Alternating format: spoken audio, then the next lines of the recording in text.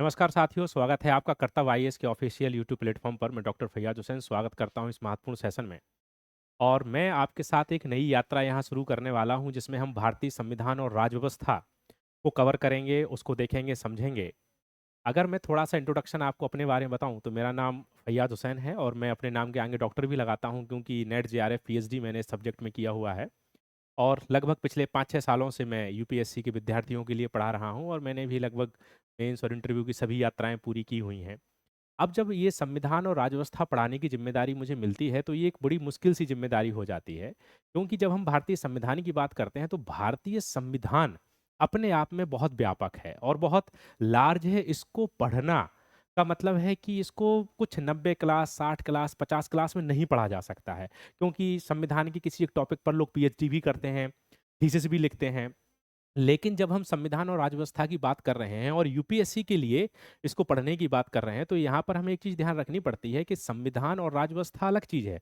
लेकिन जब हम यूपीएससी के लिए पढ़ते हैं तो यूपीएससी के लिए संविधान और राज्य व्यवस्था अलग चीज़ होती है। क्योंकि जब हम यूपीएससी की तैयारी कर रहे हैं तो यूपीएससी ने हमें एक सिलेबस दिया हुआ है और वो सिलेबस हमें ये बताता है कि किन किन बिंदुओं को हमें पढ़ना है और किन किन बिंदुओं को हमें छोड़ना है। और जिन बिंदुओं को हमें पढ़ना है, उन बिंदुओं को कितने डेप्थ में हमें पढ़ना है और कहाँ तक हमें लेके जाना है, ये हमें पता चलता है पीवाईक्यू से। तो बच्चों, जो भी मैं संविधान और राज्य व्यवस्था आपको पढ़ाऊँगा इस यात्रा में, इस जर्नी में आपको, तो वो आपकी यूपीएससी के सिलेबस के अकॉर्डिंग ही रहेगा और आपके पीवाईक्यूज़ के अकॉर्डिंग ही रहेगा। तो आज की इस यात्रा में मैं आपके साथ भारतीय संविधान का सबसे महत्वपूर्ण जो टॉपिक है उसको कवर करने वाला हूँ और वो है भारतीय संविधान की प्रस्तावना।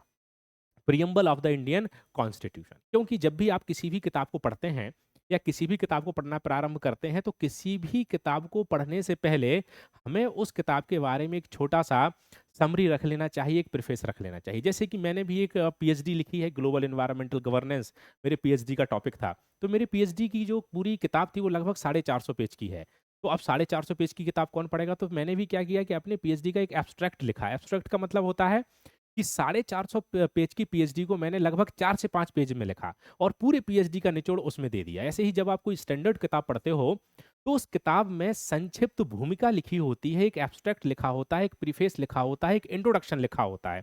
तो वो उस किताब के बारे में हमें बताता है कि उस किताब के अंदर क्या लिखा हुआ है, इस किताब का सार क्या है, एसेंस क्या है। ऐसे ही जब हमारे संविधान निर्माता भारत का संविधान लिख रहे थे, तो उन्होंने भी संविधान लिखते हुए भारतीय संविधान की प्रस्तावना का विचार उनके दिमाग में आया और उन्होंने भी भारतीय संविधान की प्रस्तावना लिखी, ताकि अगर कोई व्यक्ति इस पूरा भारत का संविधान नहीं पढ़ पा रहा है, उसके पास समय नहीं है, क्योंकि आम लोग पूरा संविधान नहीं पढ़ते हैं, जो आम जन सामान्य के लोग हैं, तो वो किस माध्यम से भारतीय संविधान के एसेंस को समझेंगे, उसके सारभूत तत्व को समझने का प्रयास करेंगे। तो उसके लिए हम प्रस्तावना को ही फॉलो कर सकते हैं, क्योंकि प्रस्तावना जो है वो हमें ये बताती है कि भारत के संविधान का मतलब क्या है, भारत का संविधान क्या करना चाहता है, भारत के संविधान का उद्देश्य क्या है। तो प्रस्तावना हमारे संविधान का एक ऐसा अंग है, एक ऐसा भाग है जो हमें संविधान का दर्शन बताती है और इसे ही हम संविधान की आत्मा कहते हैं। तो आज के इस लेक्चर में हम प्रस्तावना के लगभग सभी आयामों पर, डायमेंशंस पर बातचीत करेंगे और उसको समझेंगे और उसको यूपीएससी पर्सपेक्टिव से देखने का प्रयास करेंगे। तो संविधान की प्रस्तावना को बेटा कुछ बिंदुओं के आधार पर मैं सबसे पहले पढ़ाऊंगा। सबसे पहले हम यहाँ पर बात करेंगे भूमिका की, इंट्रोडक्शन की, कि जब भी हम प्रस्तावना को लिख रहे हैं तो इंट्रोडक्शन कैसे लिखेंगे।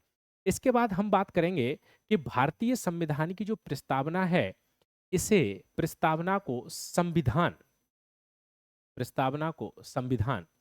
का दर्शन कहा जाता है। आपने ये शब्द सुना होगा, क्या कहा जाता है? दर्शन कहा जाता है। इसके बाद हम थोड़ी-सी चर्चा करेंगे कि हमारी जो प्रस्तावना है इसका महत्व क्या है और लास्ट में प्रस्तावना से संबंधित कुछ तत्व हैं जिन पर हम चर्चा करेंगे, जिन पर हम बातचीत करेंगे। तो जब हम प्रस्तावना को पढ़ते हैं तो प्रस्तावना के बारे में सबसे पहला विचार ये आता है कि भारत के संविधान की प्रस्तावना का जो ये विचार है ये कहाँ से लिया गया है? तो हम कहते हैं कि भारतीय संविधान की प्रस्तावना में जो विचार है वो अमेरिका, यूएसए के कॉन्स्टिट्यूशन से लिया गया है। और हमारे प्रस्तावना की जो बेटा भाषा है, वो भाषा आपकी ऑस्ट्रेलिया के संविधान से ली गई है। तो ये बेसिक सी बातें हैं, जो फैक्ट्स हैं, आपको याद रखने पड़ेंगे, इनको आपको दिमाग में रखना पड़ेगा। Getting my point? अब थोड़ा-सा आगे बढ़ते हैं और हम कहते हैं कि प्रस्तावना के संदर्भ में अनेक विचारकों ने अलग-अलग बातें कही हैं। जैसे एक पॉलिटिकल साइंस के बहुत महत्वपूर्ण विचारक हैं अर्नेस्ट बार्कर। अर्नेस्ट बार्कर को जब आप सुनोगे तो अर्नेस्ट बार्कर कह रहे हैं कि प्रस्तावना क्या है, तो वो कह रहे हैं कि प्रस्तावना सार तत्व है हमारे संविधान का। क्या है बेटा? सार तत्व है। ठीक है? और के एम मुंशी जैसे विचारक हैं, वो क्या कह रहे हैं कि प्रस्तावना हमारे संविधान का राजनीतिक जन्म कुंडली है, पॉलिटिकल होरोस्कोप है, जिससे हमें अपने संविधान की प्रस्तावना के माध्यम से संविधान की पूरी जन्म कुंडली का पता चल जाता है। एक और पॉलिटिकल साइंटिस्ट हैं ठाकुर दास भार्गव, उन्होंने कहा है कि हमारी जो प्रस्तावना है वो हमारे संविधान का आत्मा और दर्शन है। ठीक है? तो यहाँ से हमें ये पता चल रहा है कि हमारी प्रस्तावना हमारे संविधान का सारभूत तत्व है, हमारे संविधान की आत्मा और दर्शन है। इसके अलावा प्रस्तावना हमारे संविधान की राजनीतिक जन्म कुंडली है। अब हम कह रहे हैं कि हमारे जो विद्वान हैं, जो पॉलिटिकल साइंटिस्ट हैं, उन्होंने जब प्रस्तावना के बारे में ऐसा कहा, तो क्यों कहा? ये बात आपको समझनी पड़ेगी। हम क्या करेंगे कि प्रश्नों के माध्यम से कड़ियों को जोड़ने का प्रयास करेंगे। हम एक प्रश्न पूछेंगे, फिर उस प्रश्न का हम उत्तर लिखने का प्रयास करेंगे। इससे क्या होगा? इससे आपकी आंसर राइटिंग भी साथ-साथ होती हुई चलेगी और प्रारंभिक परीक्षा के जो फैक्ट्स हैं, वो भी आपको आसानी से मिलते हुए चले जाएँगे। तो मैंने क्या कहा?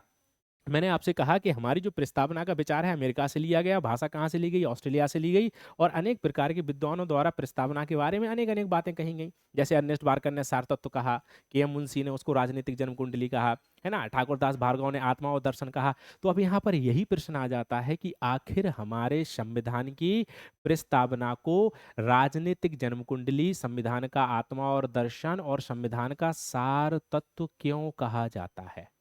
यही महत्वपूर्ण बात है, जिससे हम पूरी संविधान की प्रस्तावना को समझ सकते हैं और देख सकते हैं। Getting my point? अब समझो जरा ध्यान से। अब यहाँ पर यही बेसिक सा प्रश्न है कि प्रस्तावना को संविधान का दर्शन क्यों कहा जा रहा है? ठीक है? अब अगर इस बिंदु को मैं थोड़ा-सा एक्सप्लेन करूँ और कुछ पॉइंट्स के आधार पर इसकी व्याख्या करने का प्रयास करूँ, तो हमारे जो संविधान की प्रस्तावना है बेटा, ये हमें कुछ महत्वपूर्ण बातें बताती है। जैसे क्या बताती है? जैसे हमारे संविधान का स्रोत क्या है? बहुत गौर से समझना, संविधान का स्रोत क्या है? हमारे संविधान की प्रकृति क्या है? हमारे संविधान का नैतिक उद्देश्य क्या है? इसके अलावा हमारे संविधान को स्वीकार करने की तिथि क्या है? ये 4 बातें हमारे संविधान की प्रस्तावना से हमें पता चलती हैं। इसलिए हम कहते हैं कि हमारे संविधान की प्रस्तावना संविधान का आत्मा और दर्शन। ठीक है? इसको थोड़ा-सा मैं एक्सप्लेन करने का प्रयास करता हूँ। इसको आपको समझाने का प्रयास करता हूँ। देखो ज़रा ध्यान से। अब थोड़ा-सा इसको समझो कि कैसे है। मैंने कहा कि हमारे संविधान की प्रस्तावना क्या है बेटा? आत्मा है और दर्शन है। किस चीज का आत्मा और दर्शन है?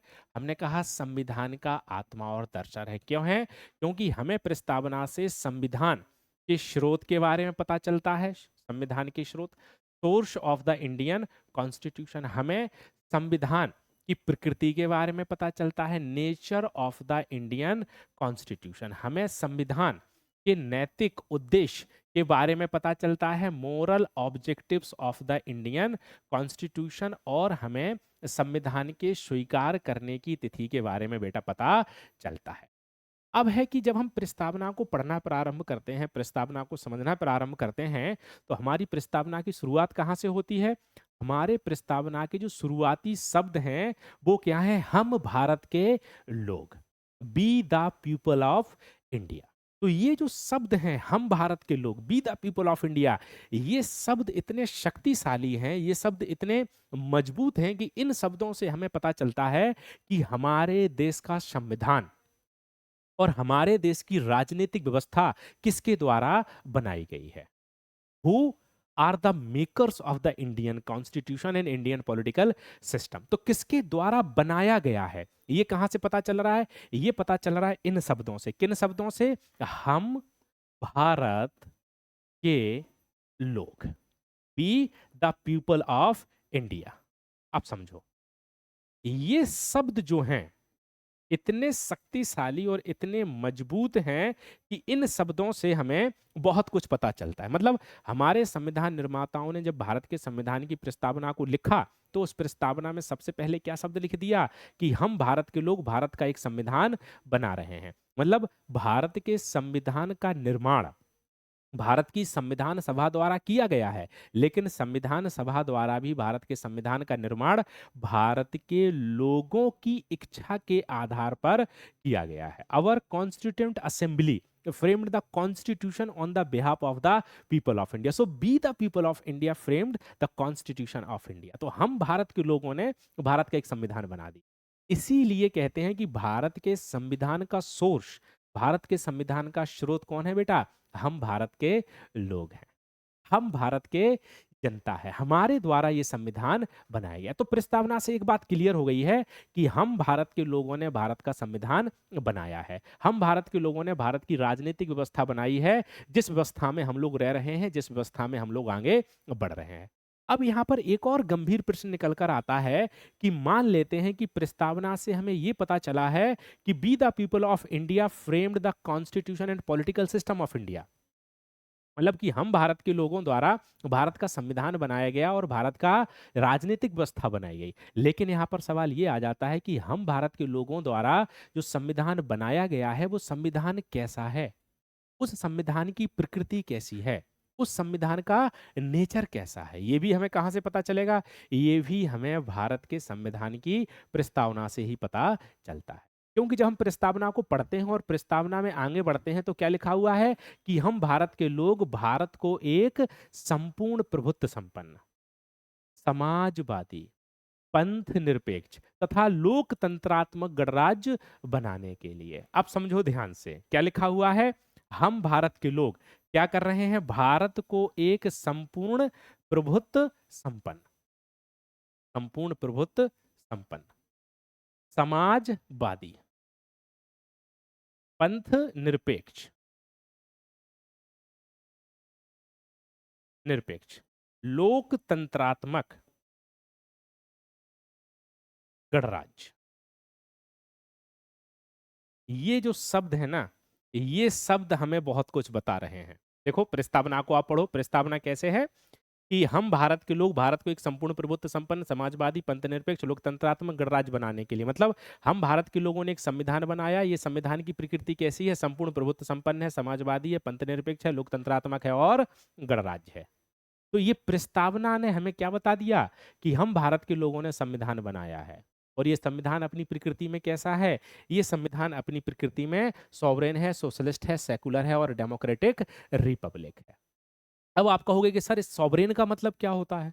संपूर्ण प्रभुत्व संपन्न का क्या मतलब होता है? सॉवरेन का मतलब होता है ऐसी राज व्यवस्था, ऐसा पॉलिटिकल सिस्टम जहां आंतरिक और बाह्य मामलों में निर्णय लेने की स्वतंत्रता लोगों के हाथ में होती है, उस देश के लोगों के हाथ में होती है।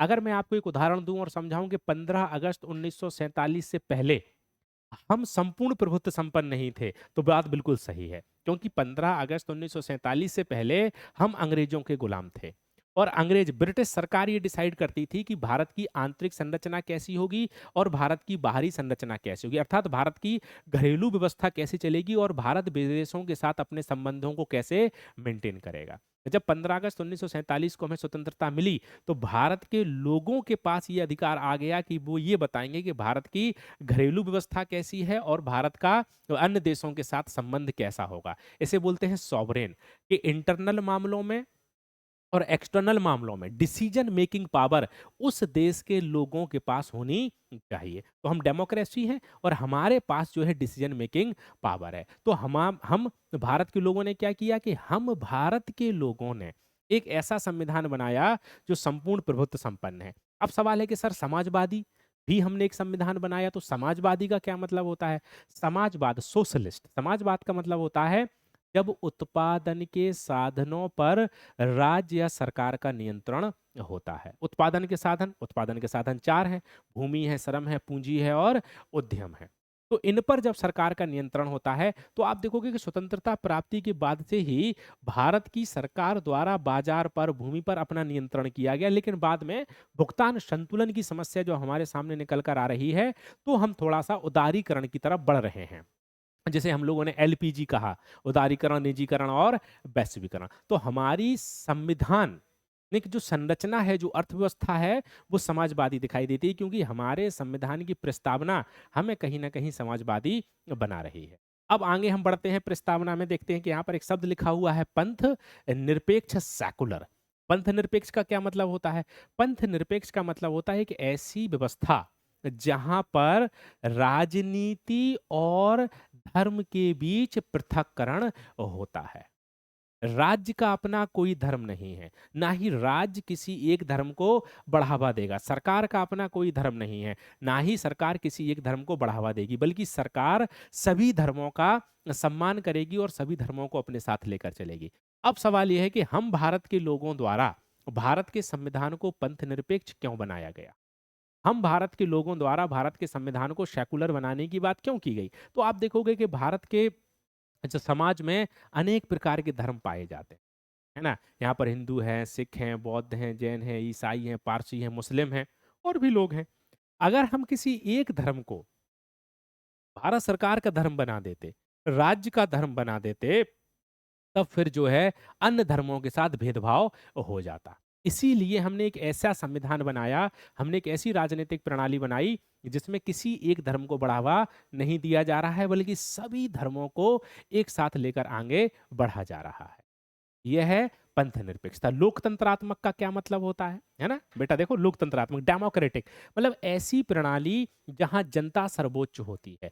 जनता द्वारा चुनी गई सरकार शासन चलाती है। जनता द्वारा चुनी गई सरकार एक नियमित कालखंड में सरकार चलाती है। आप देखो कि भारत के लोग अपनी सरकार को चुनते हैं। भारत के लोग अपनी सरकार को चुनने के बाद क्या करते हैं? 5 साल के लिए सरकार को मैंडेट दे देते हैं। 5 साल बाद फिर चुनाव होते हैं, सरकार को फिर हटना पड़ता है। Getting my point? तो ये बेसिक सी बात निकल कर आ रही है। गणराज्य क्या है? रिपब्लिक क्या है?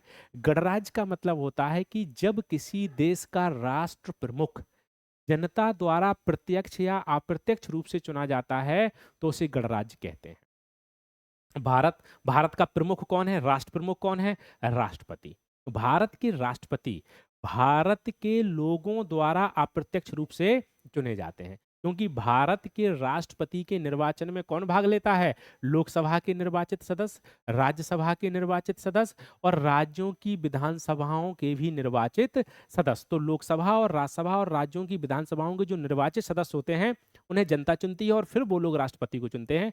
तो हमारे राष्ट्र प्रमुख जनता द्वारा चुने जा रहे हैं। तो हमारी प्रस्तावना में ये शब्द लिखे हुए हैं, लेकिन ये शब्द केवल लिखे हुए होने से महत्वपूर्ण नहीं है, बल्कि इन शब्दों के पीछे पूरी अवधारणा निहित है।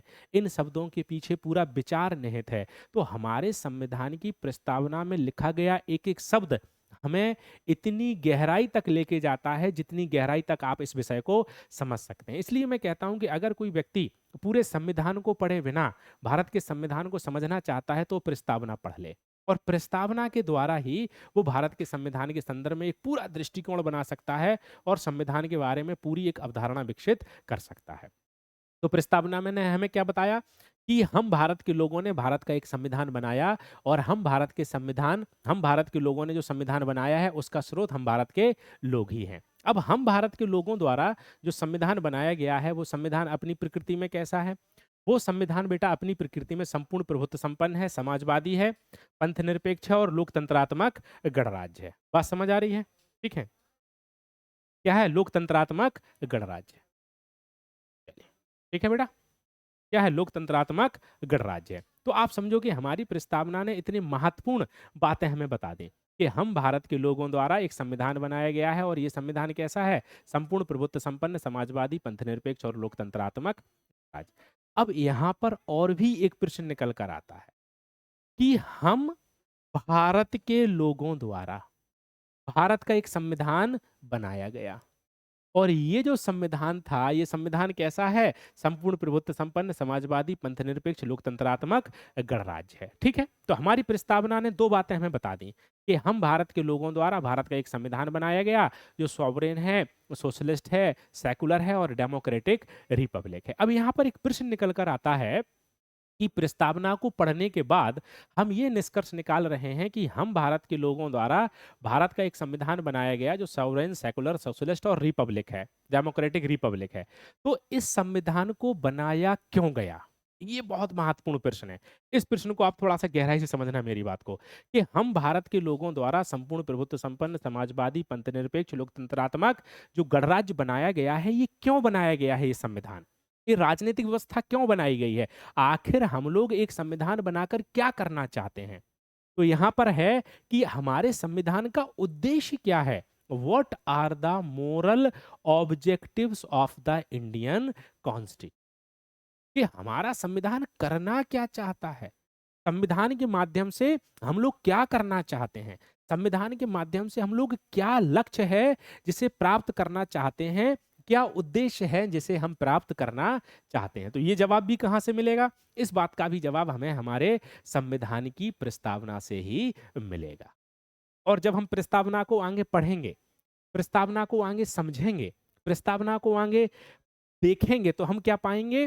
देखो ना जरा ध्यान से, कि हम भारत के लोग भारत को एक संपूर्ण प्रभुत्व संपन्न, समाजवादी, पंथनिरपेक्ष तथा लोकतंत्रात्मक गणराज्य बनाने के लिए तथा उन सब में नागरिकों को क्या देना चाहते हैं? नागरिकों को न्याय। क्या बेटा? न्याय। न्याय कैसा? सामाजिक, आर्थिक और राजनीतिक। तो न्याय हमें पाना है। और क्या पाना है? स्वतंत्रता। स्वतंत्रता किस चीज की? देखो, न्याय कितने तरीके का? 3 तरीके का न्याय प्राप्त करना है। स्वतंत्रता कितने तरीके की? 5 तरीके की। किस किस की स्वतंत्रता? विचार, अभिव्यक्ति, विश्वास, धर्म और उपासना। इसके अलावा समानता। समानता कितने तरीके की प्यारे बच्चों? समानता 2 तरीके की। और कौन कौन सी? अवसर और प्रतिष्ठा की समानता। जस्टिस को लाना है, हमें लिबर्टी को लाना है, हमें इक्वालिटी को लाना है। इसके अलावा व्यक्ति की गरिमा। व्यक्ति की गरिमा। व्यक्ति की गरिमा के अलावा बंधुत्व। बंधुत्व के अलावा राष्ट्र की एकता और अखंडता। अब समझो आप, ये है हमारे प्रस्तावना का मर्म, ये है हमारे प्रस्तावना का सार। क्या सार है? कि हम इन लक्ष्यों को, इन उद्देश्यों को प्राप्त करना चाहते हैं। सबसे महत्वपूर्ण उद्देश्य क्या है? सबसे महत्वपूर्ण उद्देश्य है न्याय, जस्टिस। अब कहेंगे आपके, न्याय क्या होता है सर? न्याय को कैसे समझेंगे? जस्टिस क्या है? तो जस्टिस को समझने के लिए प्लेटो से लेके John Rawls, Robert Nozick, Amartya Sen तक समझना पड़ेगा। कभी किसी दिन अलग से ही न्याय आपको पढ़ाऊंगा कि प्लेटो का न्याय क्या है, अरस्तू का न्याय क्या है, कार्ल मार्क्स का न्याय क्या है, जॉन रॉल्स का न्याय क्या है, रॉबर्ट नॉजिक का न्याय क्या है और अमर्त्य सेन का न्याय क्या है। तो न्याय पर कभी अलग पूरा एक लेक्चर मैं लूंगा। और न्याय के संदर्भ में आपकी जो अवधारणाएं हैं 11वीं क्लास की, जो हमारी एनसीईआरटी है राजनीतिक सिद्धांत, उसमें पूरा न्याय मैं आपको समझाने का प्रयास करूंगा।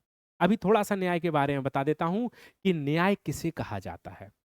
आप देखो कि मैंने जो नाम लिए, चाहे प्लेटो हो, चाहे अरस्तू हो, चाहे हॉब्स हो, चाहे लॉक हो, चाहे मैकियावेली हो, चाहे हमारे गांधी हो, चाहे नेहरू हो, अंबेडकर हो, कार्ल मार्क्स हो, जॉन रॉल्स हो, रॉबर्ट नॉजिक हो या फिर अमर्त्य सेन हो, इन सभी विचारकों के दर्शन का जो मूल आधार है वो है न्याय को स्थापित करना। एक ऐसे समाज को बनाना जो न्यायपूर्ण है, जो जस्ट है, जहां पर सौहार्द है, जहां पर सामंजस्य है, जहां पर भाईचारा है। तो न्याय का क्या मतलब होता है? न्याय का मतलब है एक ऐसी व्यवस्था का निर्माण करना है, एक ऐसे समाज का, एक ऐसे राष्ट्र का, एक ऐसे देश का निर्माण करना है जो सौहार्दपूर्ण है, जहां लोग मिलजुल कर रह रहे हैं और जहां सामंजस्य है, जहां लड़ाई झगड़ा नहीं है। ऐसे समाज को न्यायपूर्ण समाज कहा जाता है। तो हमारे संविधान का उद्देश्य क्या है? हमारे संविधान का उद्देश्य है कि सामाजिक, आर्थिक और राजनीतिक क्षेत्र में न्याय को स्थापित करना है, जस्टिस को स्थापित करना है। सामाजिक क्षेत्र में न्याय क्या है? सामाजिक क्षेत्र का मतलब है कि सामाजिक जो संसाधन है उनका समाज के सभी वर्गों में वितरण इस प्रकार किया जाए कि समाज के वंचित लोगों को भी संसाधन उपलब्ध हो जाए। आर्थिक न्याय, आर्थिक संसाधनों का वितरण समाज के सभी वर्गों में इस प्रकार किया जाए कि समाज के सबसे निचले पायदान पर खड़े हुए व्यक्ति को भी आर्थिक संसाधन उपलब्ध हो जाएं। राजनीतिक न्याय क्या है कि समाज में जो राजनीतिक संसाधन हैं वो समाज के सबसे कमजोर, दबे कुचले, वंचित वर्ग को भी मिल जाए, यही न्याय है। तो हमारा संविधान न्याय को प्राप्त करना चाहता है। हमारा संविधान जो हम भारत के लोगों द्वारा बनाया गया है वो न्याय के लक्ष्य को, न्याय के नैतिक उद्देश्य को प्राप्त करना चाहता है। और निरंतर हमारा संविधान, हमारी राजनीतिक व्यवस्था, हमारे राजनेता, हमारी पॉलिटिकल पार्टी न्याय की दिशा में अग्रसर हैं और समाज के सबसे कमजोर से कमजोर वर्गों को भी न्याय को उपलब्ध कराना चाहते हैं। ये बेसिक उद्देश्य है हमारे संविधान की, जो है कि न्याय की व्यवस्था का। अब है स्वतंत्रता। तो स्वतंत्रता का मतलब क्या है? स्वतंत्रता का मतलब है कि किसी व्यक्ति को ऐसे कार्य करने की आजादी होनी चाहिए जो करने लायक है। तो व्यक्ति को बोलने की आजादी होनी चाहिए, है ना, अपना विचार सोचने की आजादी होनी चाहिए, अपनी बात को अभिव्यक्त करने की आजादी होनी चाहिए, विश्वास की आजादी होनी चाहिए, धर्म की होनी चाहिए, पूजा पाठ करने की आजादी होगी। तो हमारा संविधान कह रहा है कि भारत में जितने भी लोग हैं और जितने भी ये लोग रह रहे हैं, इन लोगों को इस प्रकार की स्वतंत्रता बेटा यहाँ पर दी गई है और इन स्वतंत्रताओं की बात यहाँ पर की जा रही है। तो हमारा संविधान न्याय के लक्ष्य को प्राप्त करना चाहता है। हमारा संविधान इन 5 प्रकार की स्वतंत्रताओं को भी प्राप्त करना चाहता है। आपसे सीधा पूछ लेता है ना, सीधा पूछ लेता है कि भारत की संविधान की प्रस्तावना में कितने प्रकार के न्याय की बात की गई है? भारत के संविधान की प्रस्तावना में कितने कितने प्रकार की स्वतंत्रता की बात की गई है? तो 3 प्रकार का न्याय, सामाजिक, आर्थिक, राजनीतिक न्याय। 5 प्रकार की स्वतंत्रता, विचार, अभिव्यक्ति, विश्वास, धर्म और उपासना की स्वतंत्रता। अब है कि समानता। समानता 2 तरह की, कि भारत में जितने भी लोग हैं, सभी लोगों को जब अवसर दिए जा रहे हों तो अवसर देते समय समानता मिले। चाहे रोजगार का अवसर है ना, काम करने का अवसर है, शिक्षा का अवसर है, आगे बढ़ने का अवसर है। तो जब भी अवसर दिया जाएगा, जब भी अपॉर्चुनिटी दी जाएगी, तो किसी भी प्रकार का कोई भी भेदभाव नहीं किया जाएगा, चाहे जाति के आधार पर हो, धर्म के आधार पर हो, लिंग के आधार पर हो, भाषा के आधार पर हो या फिर क्षेत्र के आधार पर हो, कोई भेदभाव नहीं किया जाएगा। संविधान सबको आगे बढ़ने के अवसर प्रदान करेगा समान रूप से। यही है समानता, इक्वालिटी, प्रतिष्ठा। आप देखो कि हमारे समाज में परंपरागत रूप से धर्म के आधार पर, जाति के आधार पर भेदभाव पाए जाते थे, लिंग के आधार पर भेदभाव पाए जाते थे, कुछ जातियों को विशेष रूप से नीचे रखा गया था। लेकिन अभी ऐसा नहीं है। हमारा संविधान कहता है सभी को जो है इक्वालिटी ऑफ अपॉर्चुनिटी होगा और सभी को बराबर स्टेटस भी यहाँ पर दिया जाएगा। प्रतिष्ठा यहाँ पर बराबर तरीके से बेटा दी जाएगी। अगला उद्देश्य क्या है? व्यक्ति की गरिमा। कि हमारा संविधान प्रत्येक व्यक्ति को गरिमा प्रदान करेगा, क्योंकि हमारे सुप्रीम कोर्ट ने भी कहा है कि अगर कोई व्यक्ति जीवित है तो जीवित होने का मतलब ये नहीं है कि केवल जीवित है, क्योंकि जीवित तो पशु पक्षी भी होते हैं।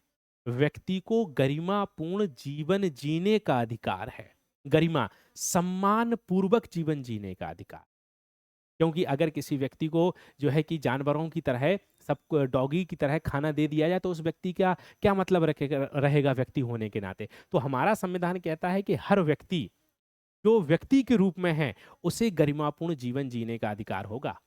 हम जाति के आधार पर, धर्म के आधार पर, क्षेत्र के आधार पर, भाषा के आधार पर, लिंग के आधार पर भेदभाव नहीं कर सकते। ये हमारे संविधान का उद्देश्य है जिन्हें हमारा संविधान प्राप्त करना चाहता है। बंधुत्व, फ्रेटर्निटी, हिंदू मुस्लिम भाईचारा, धर्म के आधार पर भेदभाव नहीं। हमारा संविधान कह रहा है कि हमें एक ऐसे समाज का निर्माण करना है जिसमें लोग मिलजुल कर रहें, जिसमें लोग मिलजुल कर आगे बढ़ें, जिसमें लोग मिलजुल कर भाईचारे के साथ जो है प्रगति की ओर अग्रसर हो रहे हैं। बात समझ आ रही है? राष्ट्र की एकता और अखंडता, राष्ट्र हमारा टूटे नहीं, राष्ट्र के टुकड़े ना हो। तो हमारी प्रस्तावना में हमें यह बताया कि ये हमारे संविधान के उद्देश्य हैं। अब एक बेसिक सा प्रश्न मैं आप लोगों से पूछता हूं कि अगर हम प्रस्तावना को पढ़ रहे हैं और प्रस्तावना के आधार पर हम ये निष्कर्ष निकाल रहे हैं कि हमें सामाजिक, आर्थिक, राजनीतिक न्याय को प्राप्त करना है, स्वतंत्रता प्राप्त करनी है, समानता प्राप्त करनी है, व्यक्ति गरिमा, बंधुत्व और राष्ट्र की एकता और अखंडता को प्राप्त करना है, तो ये हमारे उद्देश्य हैं, हमारे संविधान के उद्देश्य हैं। तो इन उद्देश्यों में सबसे महत्वपूर्ण उद्देश्य क्या होगा? न्याय होगा, स्वतंत्रता होगा, समानता होगा, बंधुत्व होगा, व्यक्ति की गरिमा होगी या फिर राष्ट्र की एकता और अखंडता होगी? तो आप लोग मुझे बताओ, कमेंट बॉक्स में कमेंट करके बताओ। और मैं आपको बता दूं कि इन सभी नैतिक उद्देश्यों में सबसे महत्वपूर्ण नैतिक उद्देश्य अगर कोई है तो वो है राष्ट्र की एकता और अखंडता। यूपीएससी ने भी एक बार मुख्य परीक्षा में क्वेश्चन पूछा था कि the upper most vision of the constitution makers was to ensure unity and integrity of the nation. कि हमारे संविधान निर्माता मतलब कि भारत के लोग जब संविधान बना रहे हैं तो उनका जो सबसे महत्वपूर्ण उद्देश्य था वो था राष्ट्र की एकता और अखंडता को बनाए रखना। तो इन उद्देश्यों में सबसे महत्वपूर्ण जो उद्देश्य है वो क्या है बेटा? राष्ट्र की एकता और अखंडता। तो अब समझो आप कि हमारे संविधान की जो प्रस्तावना है वो कितनी खूबसूरत है, कितनी ब्यूटीफुल है कि उस प्रस्तावना ने हमें क्या बता दिया कि हम भारत के लोग भारत को एक संपूर्ण प्रभुत्व संपन्न समाजवादी पंथनिरपेक्ष लोकतंत्रात्मक गणराज्य बनाने के लिए तथा उस सब में नागरिकों को सामाजिक आर्थिक राजनीतिक न्याय विचार अभिव्यक्ति विश्वास धर्म और उपासना की स्वतंत्रता अवसर और प्रतिष्ठा की समानता प्रदान कराने के लिए क्या है व्यक्ति की गरिमा राष्ट्र की एकता अखंडता और बंधुता को सुनिश्चित करने वाली आज इस मिति मार्ग शीर्ष शुक्ल सप्तमी विक्रमी संवत 2026 मतलब कि 26 नवंबर 1949 को भारतीय संविधान को अंगीकृत अधिनियमित और आत्मार्पित करते हैं। यही है हमारी प्रस्तावना।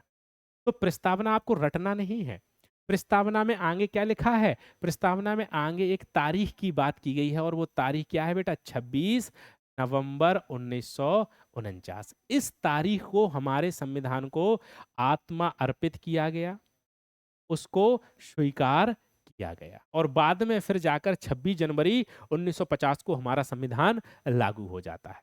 तो आप समझो कि हमारे संविधान की जो प्रस्तावना है उसकी खूबसूरती क्या है, उसका ब्यूटी क्या है उस प्रस्तावना की कि प्रस्तावना हमें क्या बता रही है? प्रस्तावना हमें बता रही है संविधान का स्रोत, प्रस्तावना हमें बता रही है संविधान की प्रकृति, प्रस्तावना हमें बता रही है संविधान के नैतिक उद्देश्य और प्रस्तावना हमें बता रही है संविधान के स्वीकार करने की तिथि। इसीलिए कहा जाता है कि प्रस्तावना भारतीय संविधान का सार तत्व है, भारतीय संविधान की राजनीतिक कुंडली है और भारतीय संविधान की आत्मा और दर्शन है। ये वाला प्रश्न आपसे मुख्य परीक्षा में सीधा सीधा पूछ लिया जाता है कि भारतीय संविधान की प्रस्तावना संविधान का सारभूत तत्व है, टिप्पणी कीजिए। तो आपको क्या लिखना पड़ेगा कि प्रस्तावना भारतीय संविधान का सारभूत तत्व है।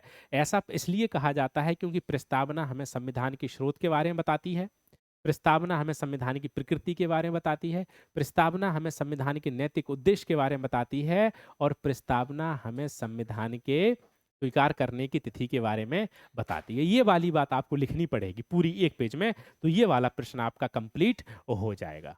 यहाँ से चीजें आपकी क्लियर हो जाएंगी। बात समझ आ रही? तो ये हमारी प्रस्तावना का सिग्निफिकेंस भी है, हमारी प्रस्तावना का जो है कि महत्व भी है इसी के आधार पर। अब देखो थोड़ा सा अगर हम पहले वाले स्लाइड पर चलेंगे और पहले वाले स्लाइड को देखने का प्रयास करेंगे तो हमने भारतीय संविधान की प्रस्तावना की भूमिका देखी। भूमिका के बाद हमने कहा कि प्रस्तावना को संविधान का दर्शन और आत्मा सारभूत तत्व क्यों कहा जाता है? क्योंकि प्रस्तावना संविधान का स्रोत बता रही है, प्रकृति बता रही है, नैतिक उद्देश्य और उसे स्वीकार करने की तिथि बता रही है। इसलिए जो है हमने प्रस्तावना को संविधान का आत्मा और दर्शन कहा है। बात क्लियर हुई? तो एक बात ये भूमिका वाली क्लियर हुई, एक बात ये वाली क्लियर हुई। अब है कि प्रस्तावना का महत्व क्या है, सिग्निफिकेंस क्या है? क्या प्रस्तावना सच में इतनी जरूरी थी कि संविधान में सबसे पहले उसको लिखा जाना चाहिए? तो मैंने कहा कि हाँ, बिल्कुल सच बात है कि हमारे संविधान की प्रस्तावना सच में इतनी महत्वपूर्ण थी कि उसे संविधान में सबसे पहले लिखा जाना चाहिए। ऐसा क्यों कहा मैंने? ऐसा इसलिए कहा क्योंकि प्रस्तावना के द्वारा ही हमें संविधान का दर्शन प्राप्त होता है। फिलॉसफी हमारे संविधान की क्या है वो बेटा हमें पता चलता है। यही सबसे महत्वपूर्ण बात है हमारे संविधान के प्रस्तावना। Getting my point? तो तीन बातें हमने पढ़ी कि हमारे संविधान की प्रस्तावना का एक इंट्रोडक्टरी पॉइंट हमने पढ़ा, फिर हमने कहा कि प्रस्तावना को संविधान की आत्मा और दर्शन कहा जाता है, उसको हमने समझने का प्रयास किया और हमने जो है महत्व समझने का प्रयास भी यहाँ पर किया हुआ है। अब यहाँ पर हमें थोड़ा प्रस्तावना से जुड़े हुए कुछ महत्वपूर्ण बेटा फैक्ट्स भी पढ़ने हैं। तो देखो थोड़ा सा पढ़ा देता हूं मैं ये वाला पॉइंट भी। प्रस्तावना से संबंधित महत्वपूर्ण तथ्य, फैक्ट, फैक्ट। अब क्या है, क्या फैक्ट्स हैं? अगर मैं आपसे एक प्रश्न पूछूं कि क्या प्रस्तावना संविधान, क्या प्रस्तावना संविधान का भाग है? ये बेसिक सा प्रश्न आ गया, बोलो। क्या आप लोग मुझे बता सकते हैं कमेंट बॉक्स में फटाफट कमेंट करके कि क्या हमारी जो प्रस्तावना है वो संविधान का एक भाग है? आप जब पढ़ते हैं भारतीय संविधान को तो आप पढ़ते हैं कि उसमें पहले भैया 22 भाग थे, अब 25 हो गए हैं। भाग एक, अनुच्छेद 1 से लेके 4 तक। तो प्रस्तावना तो किसी भाग में नहीं लिखी है, प्रस्तावना तो अलग लिखी है। तो क्या प्रस्तावना को संविधान का भाग माना जाना चाहिए? तो जब सबसे पहले ये प्रश्न आया तो ये प्रश्न कहाँ पहुंचा? सुप्रीम कोर्ट के सामने पहुंचा। और सुप्रीम कोर्ट के सामने क्यों पहुंचा? कि जब भी हमारे संविधान की व्याख्या से संबंधित कोई प्रश्न निकल कर आता है तो वो कहाँ पहुंच जाता है? वो सुप्रीम कोर्ट पहुंच जाता है, क्योंकि भारत के सुप्रीम कोर्ट के पास ही ये पावर है कि सुप्रीम कोर्ट संविधान से संबंधित किसी भी प्रश्न को स्पष्ट करे। तो सबसे पहले ये मामला सुप्रीम कोर्ट के पास पहुंचा। तो सुप्रीम कोर्ट ने एक केस था बेटा आपका, बेरूबारी बाद 1960, और इसमें कहा कि preamble is not a part of the Indian constitution. प्रस्तावना संविधान का भाग नहीं है। मतलब कि प्रस्तावना संविधान के 22 भागों से अलग है। बात स्पष्ट हो गई। लेकिन बाद में एक केस का नाम आपने सुना होगा, केशवानंद भारती वाद। केशवानंद भारती वाद बनाम केरल राज्य, सुना होगा आप लोगों ने। 1973 में ये केस आया था। इस केस में सुप्रीम कोर्ट ने स्पष्ट किया और कहा कि प्रस्तावना संविधान का एक भाग है, और जब संविधान की व्याख्या की जा रही है तो न्यायपालिका संविधान की व्याख्या के क्रम में प्रस्तावना को फॉलो करेगी, और प्रस्तावना को फॉलो करते हुए वहां पर ध्यान रखा जाएगा। तो पहले सुप्रीम कोर्ट ने माना कि preamble is not a part of the Indian constitution, but in Kesavananda Bharati case 1973 supreme court declared that preamble is a part of the Indian constitution. तो ये केस आपको थोड़े से याद रखने पड़ेंगे। प्रारंभिक परीक्षा में इस प्रकार का प्रश्न जो है सीधा सीधा आपसे पूछ लेते हैं कि किस केस में ये माना गया है कि प्रस्तावना संविधान का एक भाग है, और किस केस में माना गया है कि प्रस्तावना संविधान का जो है भाग नहीं है। और बात को स्पष्ट किया बाद में प्रस्तावना के बारे में हमारी न्यायपालिका ने। तो न्यायपालिका ने एक और केस यहां पर रखा, LIC बनाम भारत संघ, जो है 1995 में सुप्रीम कोर्ट ने एक और महत्वपूर्ण निर्णय दिया, और इसमें हमारी सुप्रीम कोर्ट ने कहा कि प्रस्तावना संविधान का भाग है, लेकिन हमारी प्रस्तावना का कोई विधिक प्रावधान नहीं है, अर्थात हमारी प्रस्तावना न्यायोचित। बात समझ आ गई? तो यहां पर कितना याद रखना है कि इस केस में कहा कि प्रियम्बल जो है कि भाग नहीं है, इसमें कहा कि भाग है, इसमें कहा भाग है। अब यहीं से एक बात निकल कर आती है कि क्या हमारी प्रस्तावना जो है वो न्यायोचित है? देखो जरा इस शब्द को समझो, हमारी प्रस्तावना न्यायोचित है। न्यायोचित, न्यायोचित, जस्टिसिएबल। क्या बेटा? जस्टी। अब ये न्यायोचित क्या होता है? न्यायोचित का मतलब क्या है? न्यायोचित का मतलब है कि हमारे संविधान का कोई ऐसा भाग या ऐसा हिस्सा जिसको न्यायालय में ले जाकर सरकार को वहां पर खड़ा किया जा सकता है। जैसे हमारे भारतीय संविधान के भाग 3 मौलिक अधिकार न्यायोचित है। मौलिक अधिकारों में लिखी हुई बातों को यदि हमारी सरकार लागू नहीं कर पाती है तो हम अपनी सरकार को जो है न्यायालय में चुनौती दे सकते हैं। तो अब सवाल यह है कि प्रस्तावना में जो इतनी महत्वपूर्ण बातें लिखी हुई हैं कि न्याय प्राप्त करना है, स्वतंत्रता देनी है, समानता को स्थापित करना है, व्यक्ति की गरिमा को लाना है, बंधुत्व को लाना है, राष्ट्र की एकता और अखंडता को लाना है, और यदि हमारी सरकार ये लक्ष्यों को प्राप्त नहीं कर पा रही है तो क्या हम अपने सरकार को न्यायालय में चुनौती दे सकते हैं? ये बात यहाँ पर निकल गई। ये मतलब है न्यायोचित। तो इसको स्पष्ट करते हुए कहा गया कि भारतीय संविधान की प्रस्तावना गैर न्यायोचित। क्या है बेटा? गैर न्यायोचित, नॉन जस्टिसिएबल। अर्थात प्रस्तावना में लिखी गई बातों के आधार पर जो है सरकार को न्यायालय में चुनौती नहीं दी जा सकती। प्रस्तावना में लिखी बातों को यदि हमारी सरकार लागू नहीं कर पा रही है तो उसको न्यायालय में हम चुनौती बेटा नहीं दे सकते। ये बहुत महत्वपूर्ण बात। तो 2 बेसिक सी बातें कन्फर्म होनी चाहिए कि क्या भारतीय संविधान की प्रस्तावना संविधान का एक भाग है? तो कहेंगे कि 1960 तक ये माना गया कि प्रस्तावना संविधान का भाग नहीं है। बाद में 73 तक यही बात निकल कर आती रही। 73 में सुप्रीम कोर्ट ने जो है डिसीजन दिया और कहा कि प्रस्तावना संविधान का भाग है और 1995 से बात और अधिक स्पष्ट हो गई। अब है कि क्या प्रस्तावना न्यायोचित है? मतलब कि प्रस्तावना में लिखी बातों के आधार पर न्यायालय में चुनौती दी जा सकती है सरकार को? तो हमने कहा नहीं, प्रस्तावना न्यायोचित नहीं है बल्कि प्रस्तावना गैर न्यायोचित। क्लियर बात है? 2 बेसिक सी बातें। अब एक और बेसिक सा प्रश्न यहाँ पर आता है कि क्या प्रस्तावना में संशोधन संशोधन समझते हैं? अमेंडमेंट, बदलाव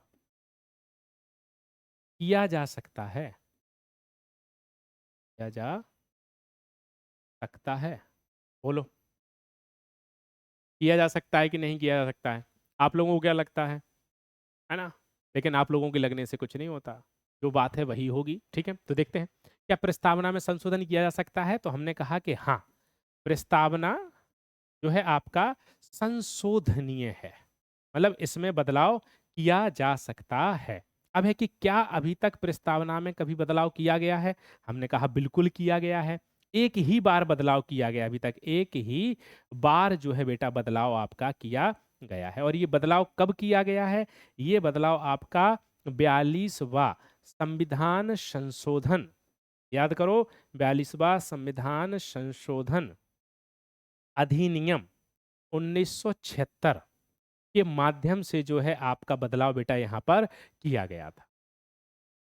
और इस संविधान संशोधन के माध्यम से भारतीय संविधान की प्रस्तावना में 3 शब्द जोड़े गए।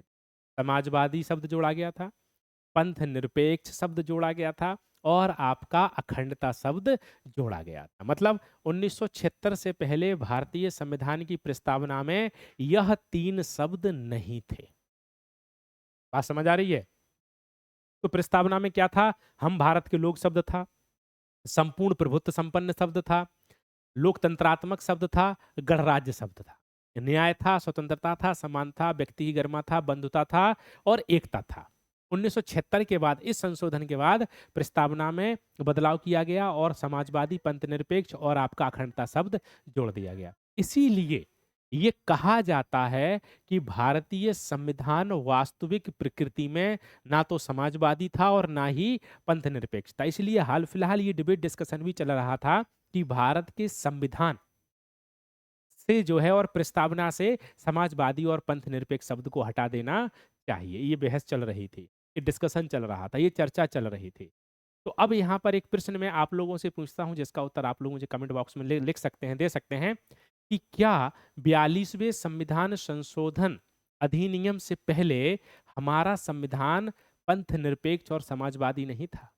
क्या 42वें संविधान संशोधन अधिनियम 1976 के द्वारा जब ये शब्द जोड़े गए तभी हम समाजवादी और पंथ निरपेक्ष बने?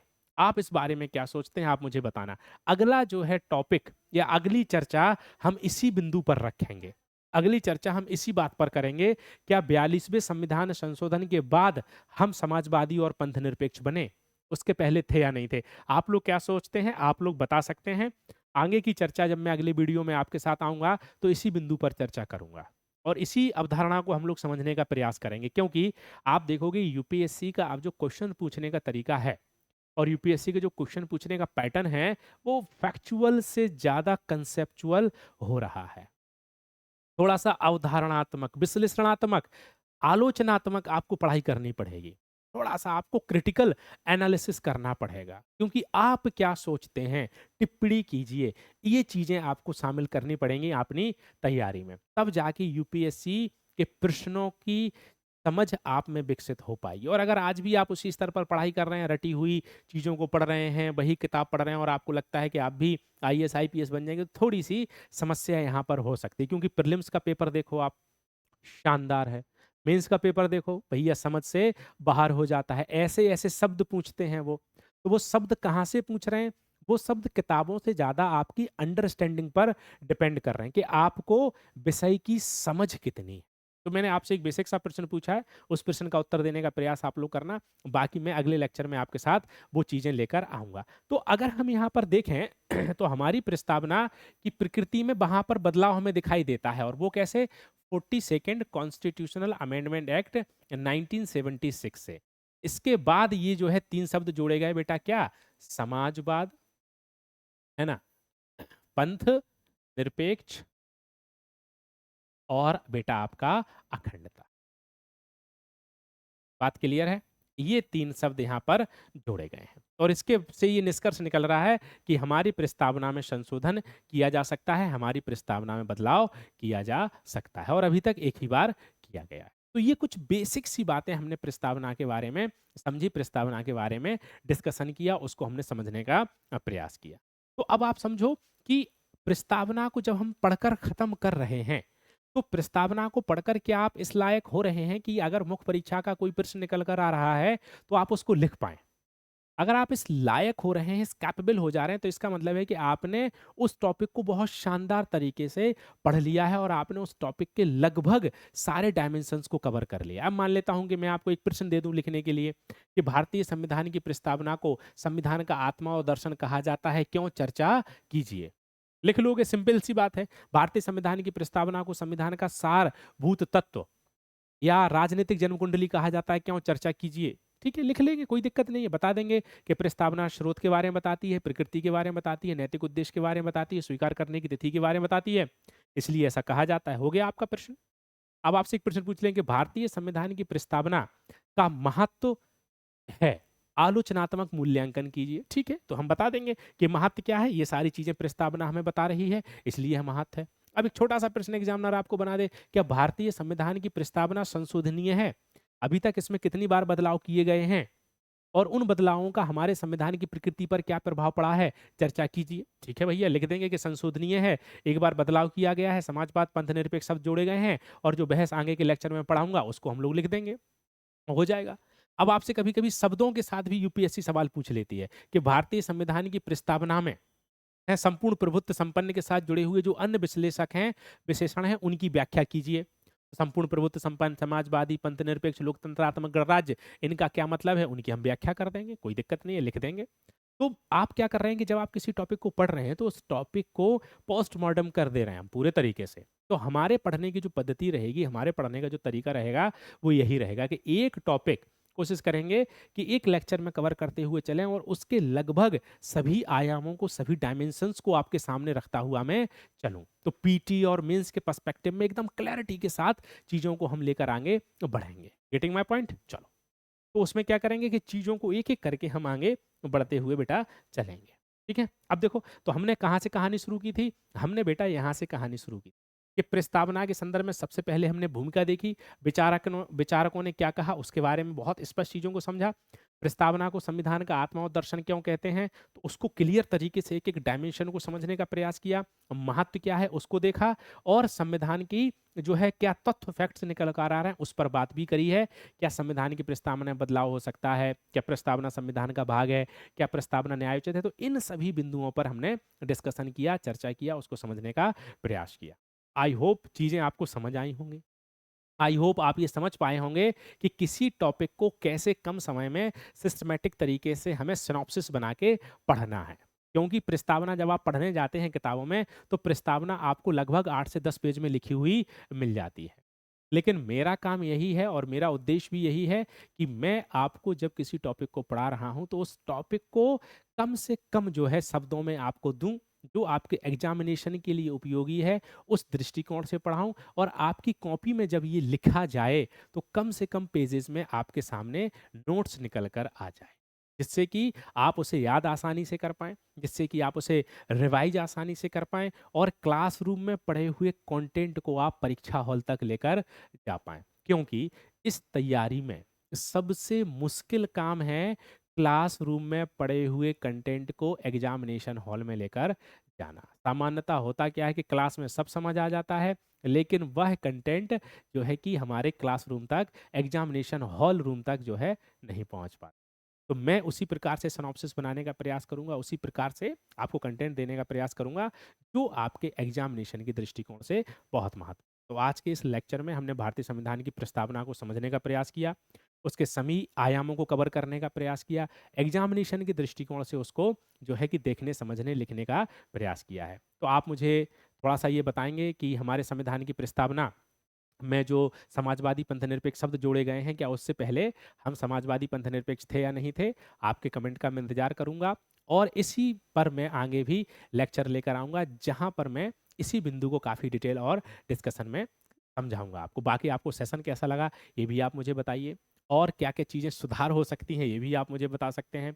बाकी आगे किन-किन टॉपिक पर आप मेरे साथ पढ़ना चाहते हैं, ये भी आप मुझे बता सकते हैं। आज मेरे साथ जुड़ने के लिए बहुत-बहुत धन्यवाद, बहुत-बहुत आभार। जुड़े रहिए कर्तव्य आईएएस के ऑफिशियल यूट्यूब प्लेटफ़ॉर्म पर। मिलते हैं नए लेक्चर में, तब तक के लिए नमस्कार, टाटा, बाय-बाय।